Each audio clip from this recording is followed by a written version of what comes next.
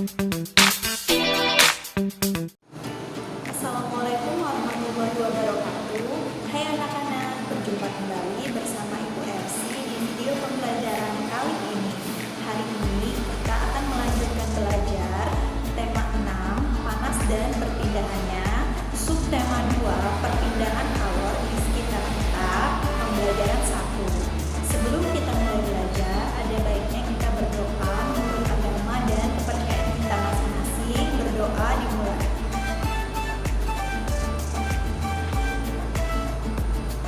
Berdoa selesai. Baiklah anak-anak, silakan disimak video pembelajaran berikut ini.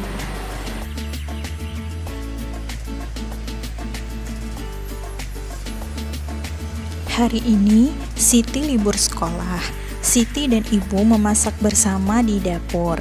Siti membantu ibu membuat tumis kangkung kesukaannya.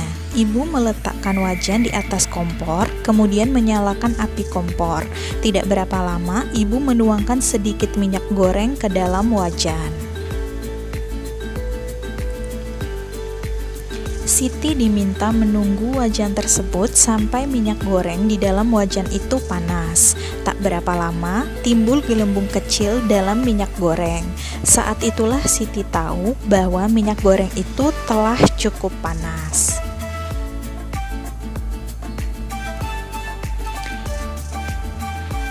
Anak-anak, tahukah kalian mengapa minyak goreng di dalam wajan tersebut memanas? Minyak goreng di dalam wajan tersebut memanas karena terjadi perpindahan panas atau kalor. Apa itu perpindahan panas atau kalor? Untuk mengetahuinya, mari kita lanjutkan pembelajaran kita. Tahukah kamu mengapa api kompor dapat memanaskan air dalam panci sehingga sayuran yang ada di dalamnya menjadi matang? Ketika kamu memasak sayuran, panas dari api kompor berpindah ke dalam panci. Kemudian, panas tersebut berpindah ke dalam air sehingga air menjadi panas dan sayuran yang ada di dalamnya menjadi matang. Peristiwa tersebut membuktikan bahwa panas dapat berpindah. Letak matahari dari bumi sangat jauh, yaitu sekitar 152.100.000 km. Akan tetapi, panas dari matahari dapat berpindah atau merambat ke bumi sehingga kita dapat merasakan hangatnya sinar matahari.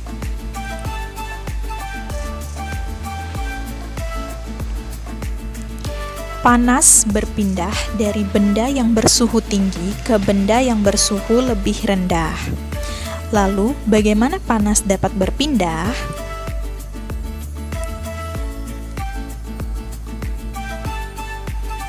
Panas dapat berpindah melalui 3 cara, yaitu konduksi, konveksi, dan radiasi. Konduksi adalah perpindahan panas tanpa disertai perpindahan zat perantaranya. Contoh konduksi adalah panci logam yang panas karena diletakkan di atas kompor yang berapi.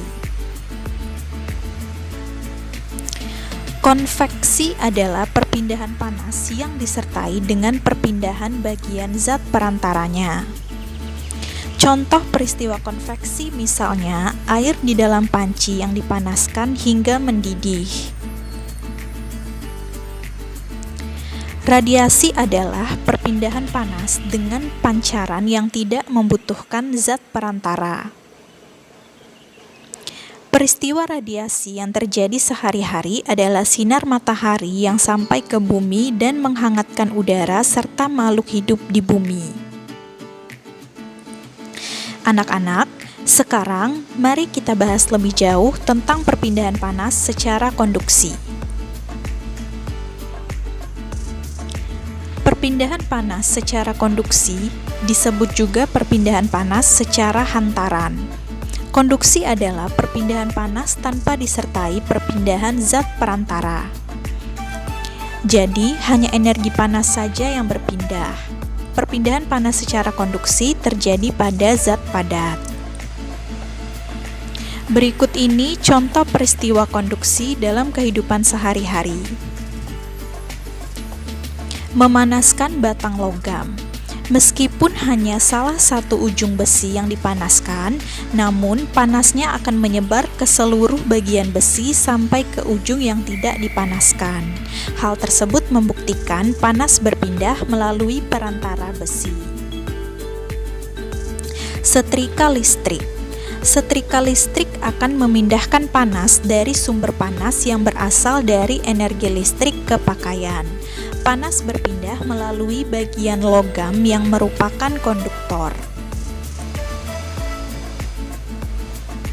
Mengaduk kopi panas dengan sendok logam, maka panas akan berpindah dari air ke seluruh bagian sendok.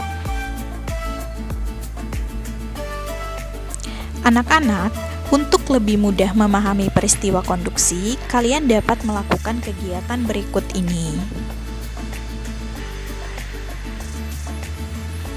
Peristiwa konduksi dapat diumpamakan dengan kegiatan memindahkan buku secara estafet yang dilakukan oleh kamu dan teman-temanmu.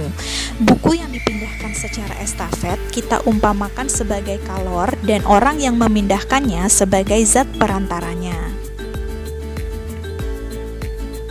Ketika kamu dan teman-temanmu memindahkan buku secara estafet, yang berpindah hanya buku itu saja, sedangkan kamu dan temanmu sebagai perantara tetap diam di tempat, tidak berpindah.